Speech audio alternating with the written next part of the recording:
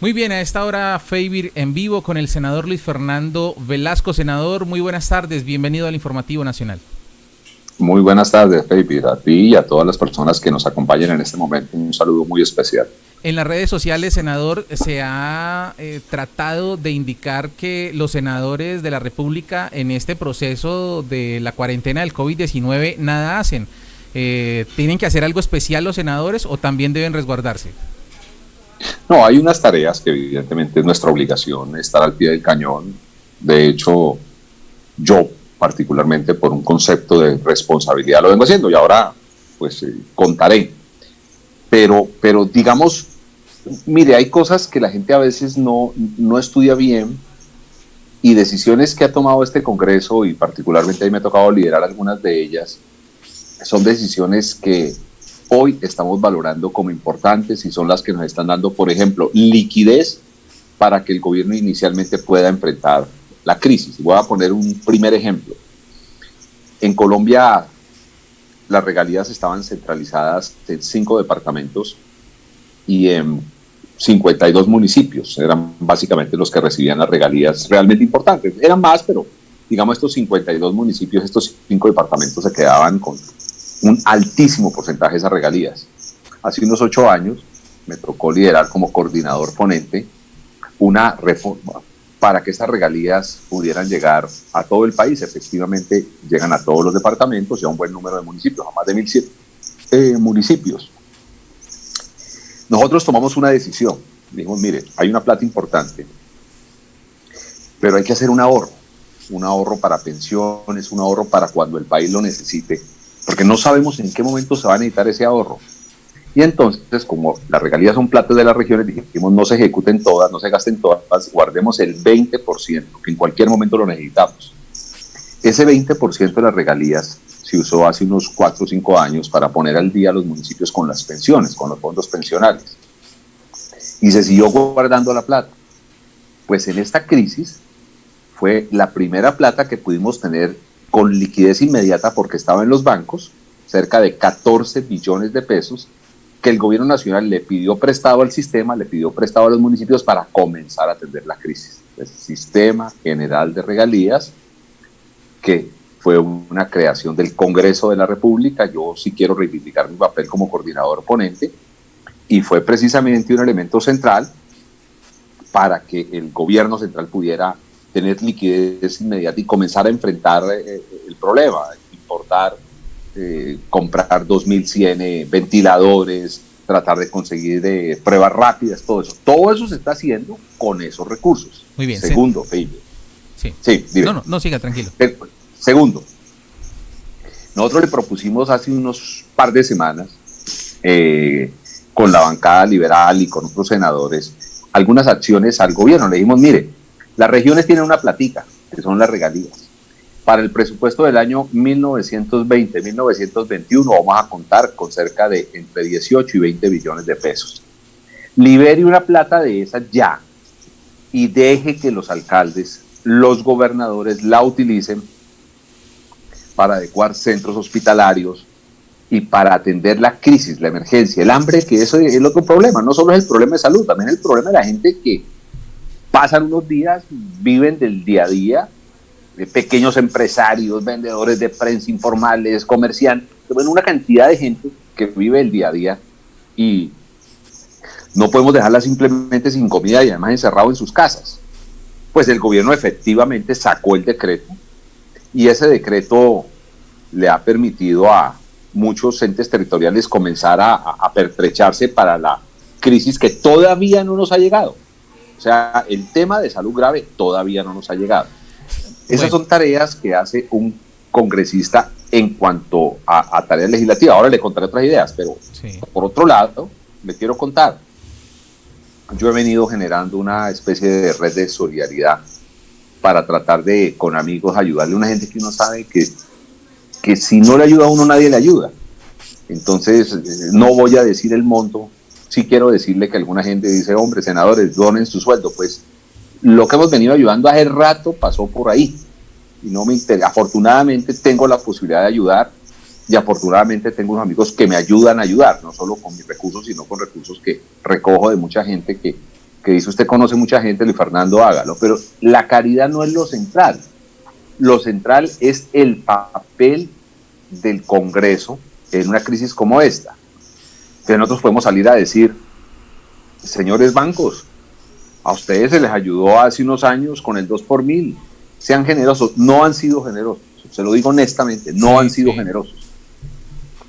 Yo creo que una de las primeras acciones que tiene que hacer el Congreso es pegarle una revisada a las excepciones y exoneraciones que se le dan a los bancos, porque yo creo que tienen que perderlas a favor, esos recursos que ellos tienen que tributar, ya que no fueron generosos en la crisis, los podamos utilizar para ayudarles a esos clientes de los bancos que tan duro tratan los bancos. Senador, ¿usted cree que el país en este momento, guardando todo lo que se ha hecho, estamos guardados en casa, estamos generando teletrabajo, los que podemos tener teletrabajo, podemos aguantar unos días más?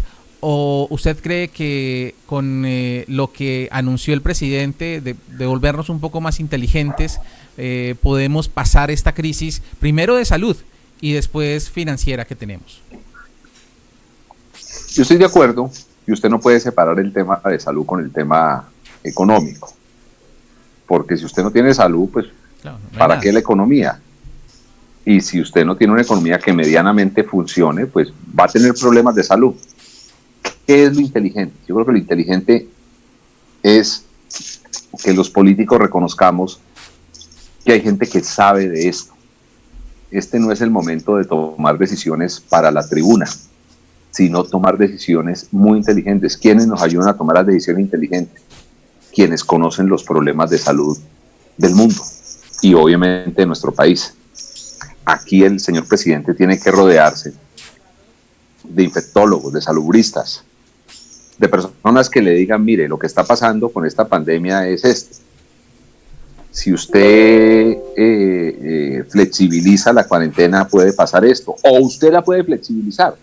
O sea, más que el debate político es el debate técnico. Este es un momento de debate de verdad, de un debate técnico que nos diga qué tenemos que hacer, Facebook.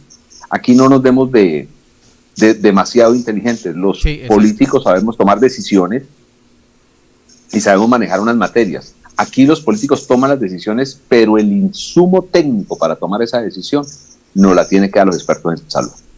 En este momento, ¿qué es lo prioritario para el país? ¿Resguardarnos o pensar en que la economía puede flaquear? La economía va a flaquear. Sí. Ya está flaqueando. Entonces lo que tenemos que hacer es pensar cómo relanzamos esa economía y cómo salvamos a los que pueden terminar quebrándose. O sea, eso es una tarea que los políticos tenemos que ayudar mucho. Ahora le voy a dar algunas ideas. Pero los temas de salud no los pongamos a valorar en torno a que si se quiebran o no se quiebran las empresas, porque nos puede pasar lo que le está pasando a Estados Unidos. Un presidente con una concepción totalmente mercantilista. Él cree que lo más importante es la economía, cuando la economía sin salud no sirve. Mira lo que terminó pasando. Nueva York, la tragedia de Nueva York, yo anoche, yo no sé, Baby, si a usted le pasa, y a muchos de los que nos están viendo les pasa. Cuando uno ve un estado con más de 1.400 muertos, por Dios, eso es una locura. Sí. Eso es una cosa loca en una sola noche. O sea, es una cosa que no nos pase a nosotros. Sí. Entonces, no nos pongamos a jugar con la salud, no nos pongamos a dárnoslas de muy ingeniosos. Dejemos que quienes saben de eso nos digan, señores que toman decisiones, lo más prudente es irse por este camino o por este otro camino. Que esas decisiones las tomen los expertos en salud. Ahora, tenemos que prepararnos para enfrentar la crisis económica. Hay varias maneras de prepararnos. Yo arranco diciendo una que he venido defendiendo. No sería ético que en medio de esta crisis nosotros hiciéramos un gran esfuerzo para pagar intereses de deuda externa cuando esa plata la necesitan nuestra gente. Primero, ojalá que los presidentes latinoamericanos tomen una decisión todos juntos y notifiquen a sus acreedores que este año no tenemos con qué pagar Sí. intereses de deuda. ¿Usted sabe cuánto es lo que tiene presupuestado Colombia para pagar intereses de deuda externa? Solo intereses, no estoy hablando de capital.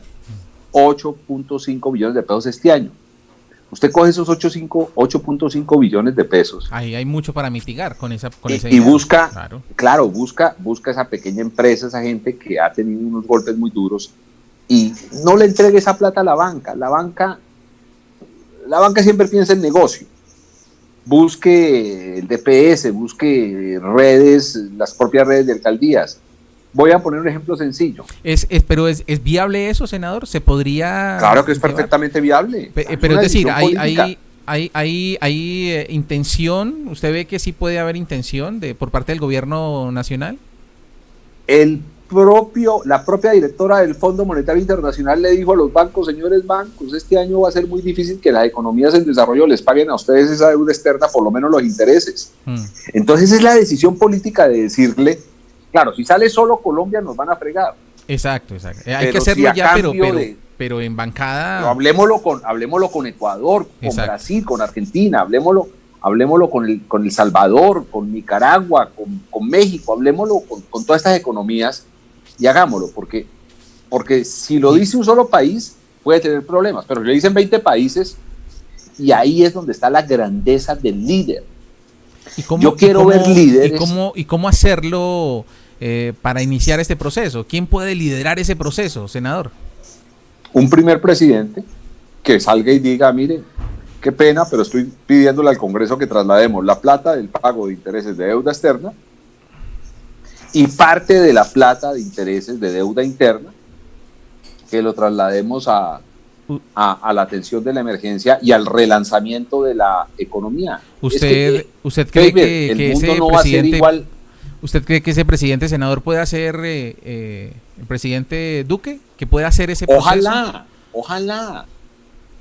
Mire, los líderes se crecen en la adversidad y en las crisis. Ojalá Sí. que Duque asuma esa posición. A él lo escuchan otros presidentes. Yo quisiera ver a los presidentes más interesados en enfrentar el coronavirus que en ver cómo aíslan a Venezuela, por ejemplo. Ese no es el problema central hoy de América Latina. A mí me ofendió de verdad escuchar que van a comenzar a hacer pruebas militares movilizando. ¿Sabe lo que vale movilizar?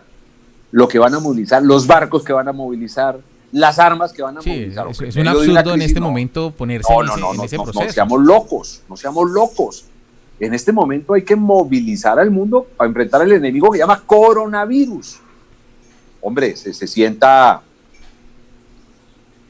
Cuba le manda médicos a Italia después de los bloqueos que le ha hecho Italia a Cuba. Es un mensaje muy claro, es un mensaje de que aquí hay un solo enemigo, aquí tenemos que salvar la vida de la gente. Ahora, sigo insistiendo en el relanzamiento de la economía.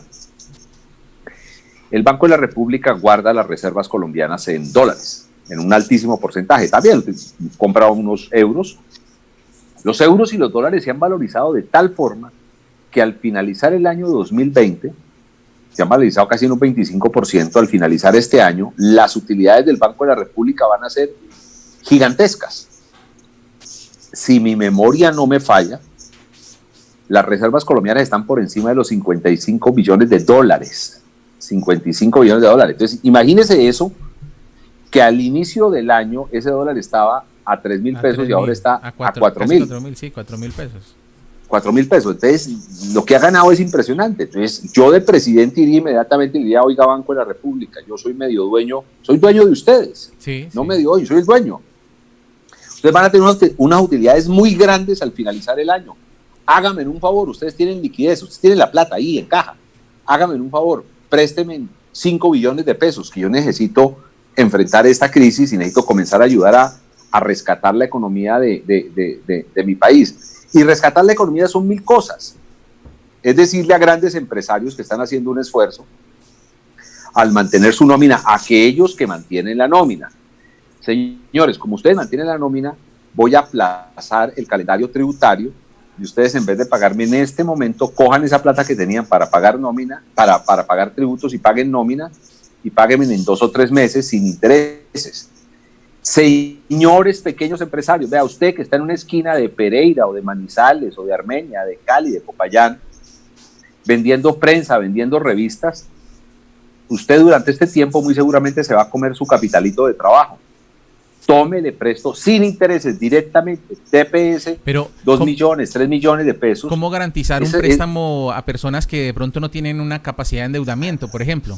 O que están, están en data crédito. No, es que usted tiene que, no, es que esto no es pensando como banquero, esto es pensando como salvar la economía. ¿Cómo llevar eso? Darle esa plata a ese señor, darle 2 millones de pesos a un vendedor. Senador, sus propuestas son geniales. Usted es presidenciable, siempre lo hemos visto así. ¿Cómo lograr que el presidente Iván Duque pueda tener un tipo de propuestas como estas para darle tranquilidad al país? ¿Cómo podemos lograrlo? Nosotros se la mandamos.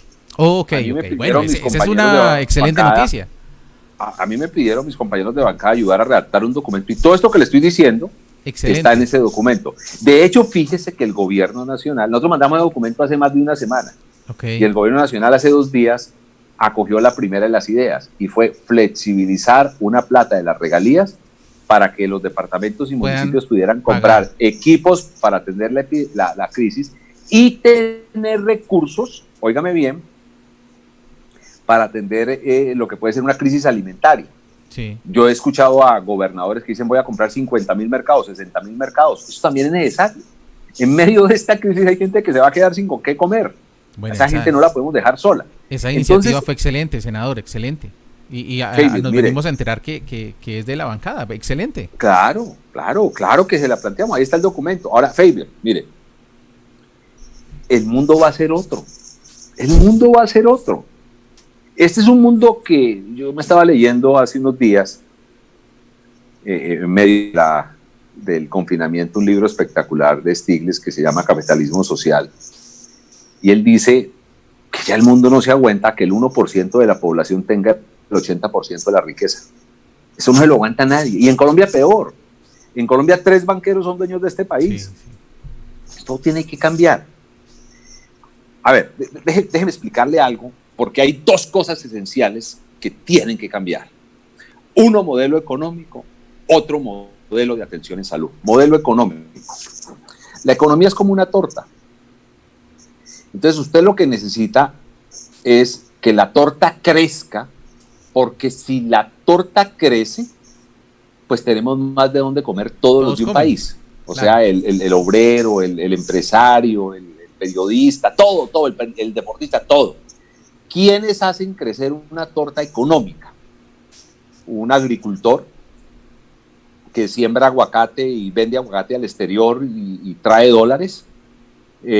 Un hotelero, una persona metido en la industria del turismo, que pasa de 5 millones de turistas en un año en un país y a 7 a 8 millones, pero esos 3 millones adicionales traen plata, generan empleo. Todo lo que le estoy diciendo genera empleo. Un industrial que hace camisas, que no solo le vende a la gente de su país, sino que también logra exportar, pues todo eso, pero todo eso, el industrial, el agricultor, el hotelero y especialmente alguien que tenga ideas y que innove, que genere inventos, que haga cosas nuevas, esos crecen la torta. Esos son los empresarios que necesitamos. Ese es el modelo económico que necesitamos. Y cuando digo crece la torta, es desde el pequeño empresario que se inventa vaina para ganarse la vida, hasta el gran empresario que está metido y que para generar riqueza tiene que distribuir riqueza, o sea, generar empleo. Sí.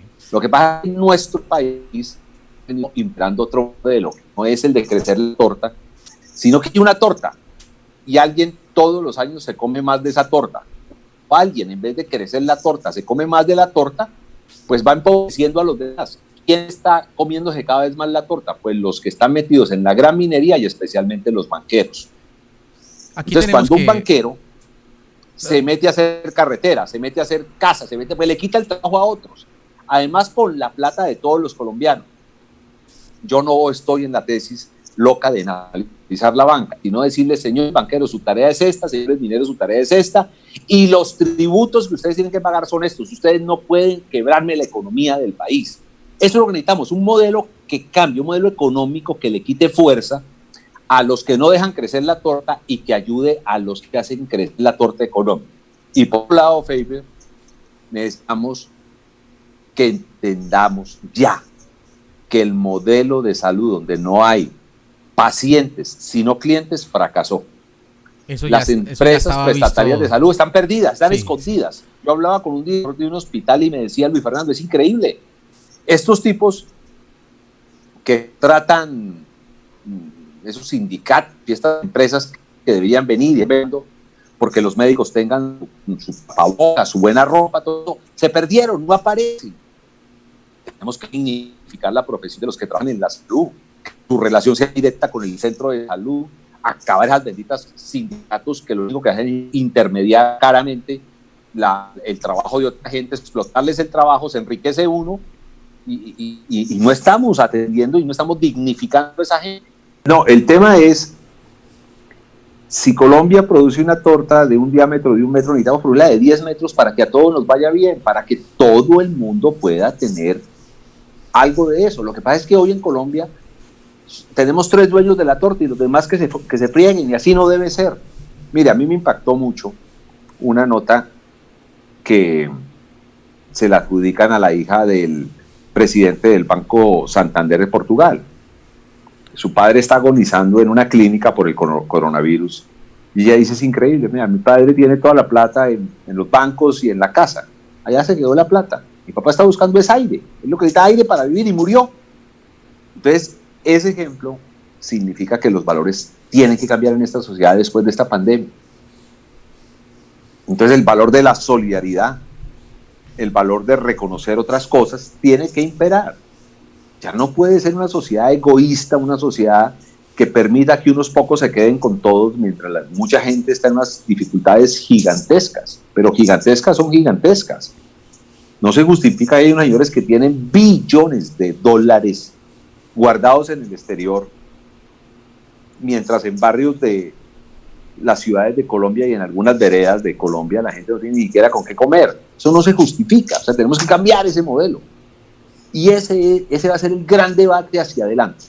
Hoy el debate es cómo enfrentar la crisis, cómo el gobierno tiene liquidez, cómo los municipios, cómo los departamentos, y cómo quienes están colocando el pecho, que es todo el sector salud, tienen las condiciones para que ellos se protejan y nos protejan a todos los colombianos. Pues bueno, senador, pues queríamos escucharlo, de cuáles eran sus posturas, y realmente pues sabemos que ahí está usted trabajando como senador de la República para que muchas personas podamos estar más tranquilos, enfrentando lo que debemos enfrentar y proyectándonos, que es lo más importante. Y sabemos que no es necesario que usted diga qué es lo que hace su mano derecha, porque eso, pues, bíblicamente también hay que resguardarlo. No es necesario. Dios ve lo que hay en nuestro corazón. Muchas gracias por estar con nosotros en este espacio de Favor Online. Favor, vamos a salir de esta y vamos a salir como unos mejores ciudadanos y como un mejor país. Así es. Nada es eterno, senador. Muchas gracias. Bendiciones. Bendiciones.